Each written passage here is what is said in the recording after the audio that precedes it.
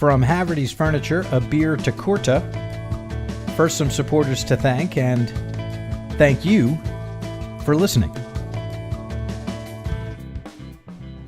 This episode is supported by CCW Digital, leaders responsible for operations, information technology, contact centers, customer care, service, and support are invited to register for a free CCW Digital membership. Membership includes networking with 100,000 plus qualified industry professionals, quarterly executive research reports, product matchmaking, and more. Go to ccwdigital.com to join the community. This episode is also supported by the CCW Conference and Expo. The event will empower you to test, learn, and try the next big thing in customer experience optimization. Are you interested in mining data across touch points for personalized and predictive data? Are you trying to integrate your systems to get a more complete view of the customer? Are you figuring out what innovations to invest in? Chatbots, virtual assistants, AI, VR, biometrics, to name a few? Go to callcenterweek.com to register. Recorded at Next Generation Customer Delivery, Abir Thakurta joins us and shares his dynamic history, having lived on 4 different continents. He explains that at each stop he had to understand the culture. Yes doesn't necessarily mean yes on all points of the globe. The key, as Abir sees it, is to break down walls by breaking bread with your key constituency and truly immersing yourself in the culture. Coming from a very competitive environment where success was the only option, Abir got his graduate degree and found himself in supply chain management in the 90s. Following some management consulting, he had a number of positions, and no matter the stop, Abir notes that understanding the customer is the most important thing. Welcome to CCW Digital on B2B IQ. I'm your host, Seth Adler. Download episodes on ccwdigital.com or through our app in iTunes, within the iTunes podcast app, in Google Play, or wherever you currently get your podcasts. From Haverty's Furniture, Abir Thakurta. This is furniture. Yes. You're slinging some pretty big stuff. Correct. Right? Yeah. I mean, this is not home goods. Well, it's kind of home goods. It is home goods. It's home furnishings. Yeah. Right. But it's not Tide. It's not Tide Pods, right? No. It's not cords and plugs. No. This is the real stuff. This is the big stuff. Yeah, there you go. This is what makes your home. So, have you been a furniture guy the whole time or no? No, not really. Actually, furniture, I came into furniture about 3 years back. Okay. I've been a supply chain guy, and I've moved all kinds of things, but I got to tell you, furniture is a different beast. It's totally a different beast, I would imagine. We're going to get to that. I want to go all the way back. Where are you from? I am originally from India. Okay. Where in India? It's actually, North India, which is Delhi. Uh-huh. But I've lived probably less in India. Yeah. And more all over the place. Elsewhere. In fact, I have the distinction of actually living in 4 continents now. 4 continents. All right, well, let's do them one at a time. When you did live in India. Well, I was born in India. Yeah. And then I spent my childhood in Africa. Okay, East where? Africa. Where? Tanzania, Uganda, South Africa, Zimbabwe. Yeah, my dad... what was he doing? He was trying to build up that infrastructure in that part of the world. Okay, he's still working on it, I bet you. He's passed it on to some other folks. Fair enough. enough. But they are. I spent my wonder years there. What was it like? I mean, that's a completely different thing. Completely right? different thing. But what it did teach me was strength in diversity, and it did teach me that how to have empathy and how to actually understand and put people in their shoes, and kind of think about that. And that's something that has held me in good stead, especially in the supply chain arena. What you spoke of diversity. What was your point there? Diverse cultures, diverse norms, diverse ways of looking at stuff. A consumer in that part of the world is completely different than a consumer here in the United States. The expectations are different. Just kind of paying attention to where you are. The way they operate is different, and having that, and having that diversity. There is strength in that diversity. And how do you mean the strength and the diversity? Obviously, you've got, multiple kinds of points of view coming to the table, but where does the strength come from? Well, it's if you think about, if I were to translate that to my work life, and you think about supply chains. Supply chains are global now, and global supply chains have to, we have to understand how, different cultures, different norms, how people operate in those, in different countries. As we continue to look for sourcing options, whether they're low-cost options or more flexible options, we could be, working with people. We could be working with people in, the far-flung corners of the world, understanding how they operate, understanding what is, how they're culturally oriented is important. For example, when we first went into China, and we started looking at, manufacturing in China, they always said yes to everything. Now that's in their culture. Okay. Now trying to understand the yes from a real yes versus, the yes because they want to satisfy the needs of their customer. Right. Is it's a change. Yeah, it is a change. How did you navigate that? How did you? You just have to break down the walls. Uh-huh. You have to sit and break bread with them. There you go. And that's where you see the different. You see, and you have to live. You have to understand that part of the world if you want to leverage that part of the world. What was your first trip to China? When was that? In the early 2000s. What city or cities? Shanghai. Uh-huh. It was a big city. Extremely, an extremely strong workforce with, very strong, cultures and very strong, ethics about working hard. And, but at the same time, I did see a level of stratification in the society. How so? There's some people who are, coming from the smaller parts of China into these big cities and, trying to make a living. And then there are others that are actually opening up factories and, are more entrepreneurial in nature. But it was definitely an eye-opening experience, but it was one that I cherish. I always love going to China.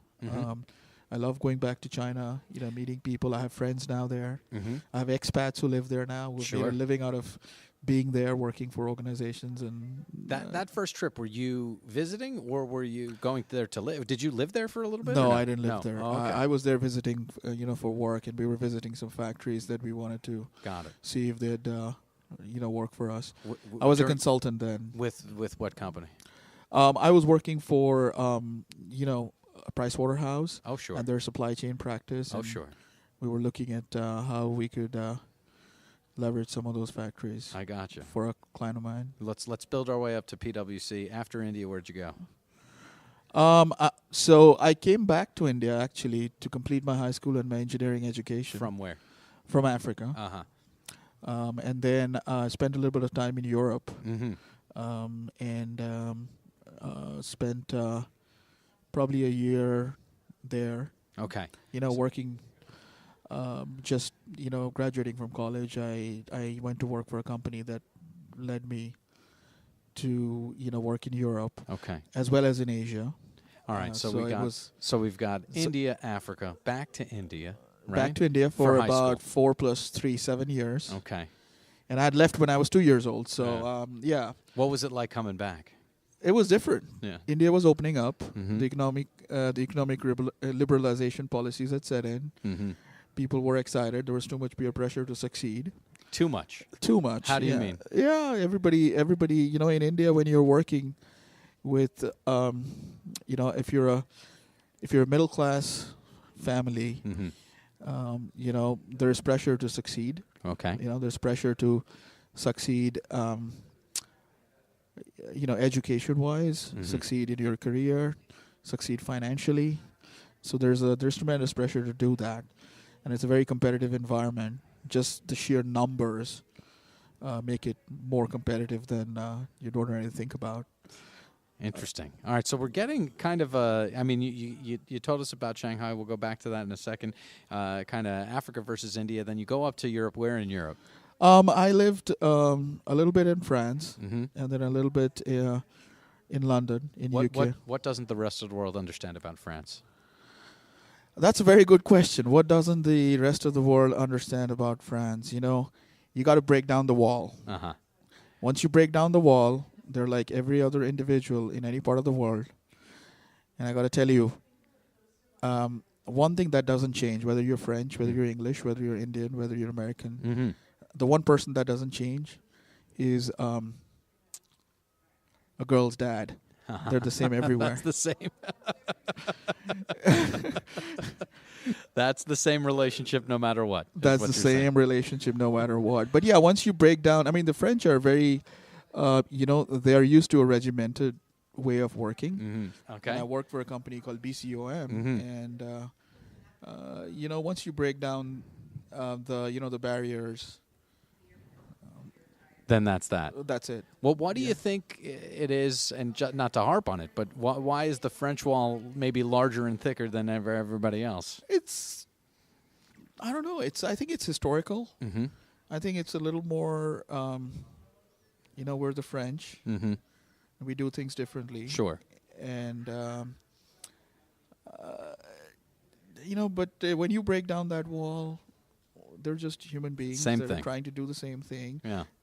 Crack Well, I guess same the English. jokes. Yeah, the English have a wall as well. I guess it's a little bit more internal than external. Exactly. Right. You know. Exactly. Yeah. Exactly. They have. They're still hardworking. Mm-hmm. So And what'd you learn from them? Structure. Which that makes sense, right? Structure. Yeah. Yeah. Structure. Hierarchy. Structure. The importance of that. Mm-hmm. It's important you understand that before you start breaking down the walls and creating a more flatter organization. But You got to understand why they're up. You got to understand Why- what's happening inside, right? Yep. Why they're up. What's happening inside. What are they meant to do? Mm-hmm. And so yeah, I learned a lot about structure. All right. So from England, where did we go? We went back. Well, we were looking at higher education, Okay. and that's where You had not been to college yet? higher education, as in grad school. Oh, I see. I had been to college in India. Uh-huh. I went to the Manipal Institute of Technology, which is called the MIT in India, and it's a very difficult school. But I can tell you, we have some notable alumni I'm very proud of, including the CEO of Microsoft. Okay, we'll take it. Who was 8 years ahead of me. So yeah, I went to engineering in India, but then I was thinking about graduate school, and that's when supply chain was very new. There was nothing about supply chain around that time. But What year was this, just to give us a... this is 98. All right, so this is where we're, starting to understand that supply chain, okay, maybe there's some nuances that we could kind of iron out here. What are we spending money on here in the supply chain? It's when the eyes started to look at the supply chain. Wait a second, this is a cost center. We got to look at this. Yeah, well, what happened was actually it was a cost. I came into supply chain. It was very serendipitous. Mm-hmm. It was very accidental, but I wanted to do an MBA, but I didn't have the money for it. Okay. And the closest thing that came to a full scholarship to study was an interdisciplinary program in transportation and supply chain management. Mm-hmm. Where at? At New Jersey Institute of Technology. Okay, NJIT. But it was NJIT, Yeah. but it was also a program where you could take courses at Rutgers, NJIT, and Princeton. Oh, great. And so I figured out that, okay, if I can get a scholarship to get into this introductory program, I don't know what supply chain management is, but it's management. Yeah. So I probably can take some courses in management and, maybe, get by with half an MBA at zero cost. Right. And, that was my first foray into supply chain. Yeah. Into efficiencies. Yes. Into efficiencies, into reorganization, into cost cutting, into getting lean. You got lean. You got out. Where was your first supply chain job? You know. Yeah, my first supply chain job coming out of college was at Pricewaterhouse. Coming out of grad school was Pricewaterhouse in Atlanta, and the practice was based out of Windy Hill, and I had some great mentors, and then. So you went over to China. What was the grand learning from the PwC experience? Well, I actually, and again, I'm a little biased towards consulting because I spend a lot of time. I firmly believe that as a graduate student, coming out of school, not only a graduate student, coming out of school, consulting is one of the best jobs that you can take on because you get to do a lot very quickly. You get to start thinking on your feet. You get your communication skills in order. You get your organizational skills in order. You're thrown into different environments where you have to adjust and adapt. And if you come out of that, you earn a lot of experience in a short time that no other job will provide you. And so no other job could is basically other job could provide you in that short amount of time. Right. So that's where I felt like I feel like consulting is one of those areas where if you invest the time, it pays back twice. Right. Sure. And if you have the right mentors and the right people who teach you the right skills of the trade. Now you had a couple folks at Princeton that were good mentors, right? One specific one, right? Dr. David Bernstein. Dr. David Bernstein. I was in awe of that gentleman because he had been there for a long time. He was doing very complicated stuff, What complicated stuff? How do you mean? Linear optimization of networks and traveling salesman problems. What were the traveling salesman problems? So these are like, kind of old world problems that these are all theories and algorithms that allow you to optimize your network. What is the best way a traveling salesman needs to travel in order to optimize his or her route based on a whole host of factors. Sure. Like travel time, cost, things like that. So he's teaching these principles, but what was the philosophy that you took from him? Well, a couple of things. One was all about understanding the science of it, but then also balancing it with reality and relaying it to actual execution. And I think the other thing that I learned from him was, which was unique for having an advisor like him, was how to work in an organization. How to extract the best out of your employees, because he had a good network of students that were working with him, and he always extracted the best out of every one of those students. There you go. So where'd you go after PwC? I went to work for a company called IXL, which was based out of Atlanta, and I did a lot of technology-related projects. Okay. Those technology-related projects were more catered towards using technology to improve processes. Great. Digital transformation and things like that. And then went to work for another organization called New Bridges, which was an early-stage startup that was looking at network collaboration across partners and supply chains, things like that. Here we go. So we've got the technology, we've got the collaboration, and using the technology to collaborate. And the supply chain skills. Of course. And that's what's brought me to where I am.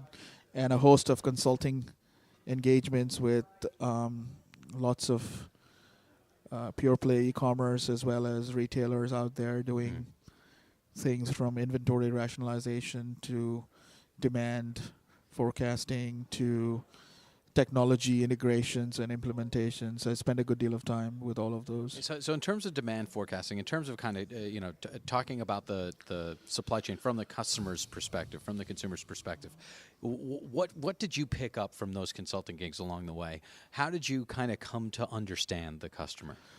Yeah, so you said it right. You got to understand your customer. That's the most important thing. When you go into the business, and we're trying to understand what the business is trying to do, that's the first thing you got to do. You got to understand who their customer is, Mm-hmm. and how do they treat their customers, and what are the things they're trying to do in order to work with those customers. Mm-hmm. So,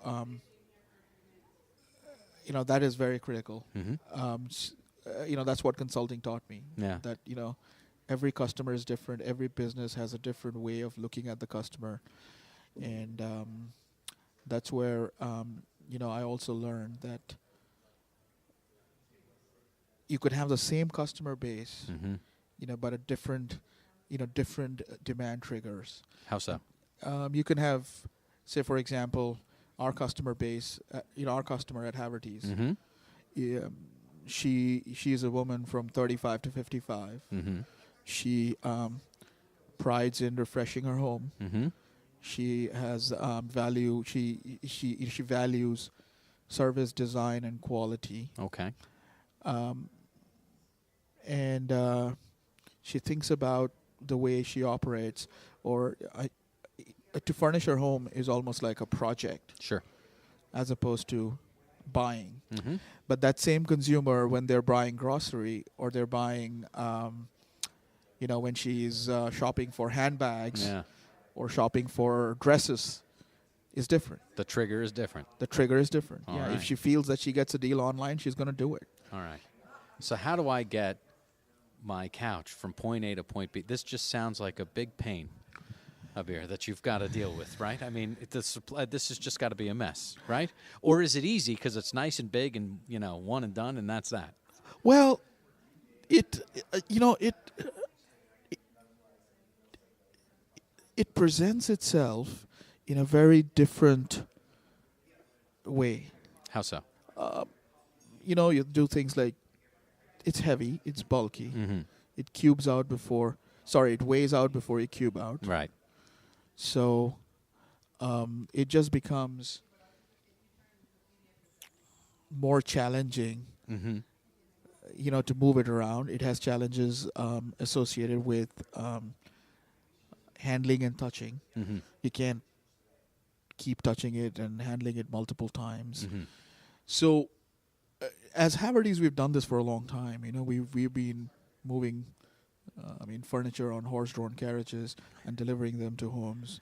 Forever. One of the things we made a very early decision was that we would make our home deliveries. We would have our own fleet. Mm-hmm. We would have our own technicians, our own drivers, and How come? because we thought that, to us, we wanted to integrate that into the selling experience. Mm-hmm. Often enough, in furniture, people want to buy furniture, but then, we don't want to incur any liabilities. We want them to get the full experience of using that product, Right. Delivered directly to their homes. And we feel we're the best at doing it. So, we had our own private fleet. We had our own set of technicians. And over the last 60, 70 years, we have, figured out how to containerize that furniture, how to move it, where not to store it, Right. what kind of temperatures we want, how to rack it. Mm. You can't store furniture in a traditional warehouse. You can't just go and ask a 3PL to store furniture. Mm-hmm. It's not packaged. It's not packaged like you would do a small package. So it's packaged differently. It's stored Totally. differently. Yeah. It's queued differently. It moves differently. Yeah. But one thing we can tell you is when we load those into our containers, we rarely ship air. We can stuff that container pretty well with furniture. There you go. All right, so that's product and that's partners, and that's getting it to the consumer. I know you've been at Haverty's for the past 3 years. Just tell me over the past 3 years what what you've learned about the Haverty's consumer and what you've changed to deliver to that consumer even better than before. Well, I'm still learning. Haverty's is an institution. It's a retailing institution in furniture. I feel like I still have a lot to learn with Haverty's. We've just been there for 3 years, and we have some excellent, executives who've been doing this for a long time. They breathe and live, furniture. They're stalwarts in the furniture industry. A lot to learn from them, but it's different. That's number one. It's different. Traditional supply chain things don't apply. Such as, for instance, just a quick, such as you don't have a problem of concealed SKUs in packages. Because guess what? You can have that in apparel, but you can't have that in furniture. Right. You can't conceal a SKU and create an overage. The packaging is different. If you don't package and deliver it right, you could break or damage the product. And the more damage, it's high cost. The more that you damage, the better. The worse situation. The other thing is also, you have a combination of make to stock, as well as a combination of special orders, made to stock, and then you stock. So you have to create the right balance of having the right inventory. And space can be an issue because this is Space big is stuff. always an right? issue It's out of always it. an issue. Yes, it's always an issue. So how do you optimize that space to keep the right product, to deliver it direct from the consumer, so it can be cross-docked? Sorry, deliver it to the consumer from the factories, and then also use strategies like delay in transit. Slow down, get it on a slower boat. There's nothing like a slower boat, but yeah, I mean, how do you delay that stuff in transit so that it's not sitting on our warehouse? Right. The last thing we want is inventory just sitting there, right? Yeah, nobody That's wants the last thing. Nobody wants that, especially with furniture. That's it. All right. For final 3 questions. I'll tell you what they are, and then I'll ask you them in order. Okay. What has most surprised you in work? What has most surprised you in life? And then on the soundtrack of Abir's life, one track, one song that's got to be on there. But first things first, what has most surprised you in work?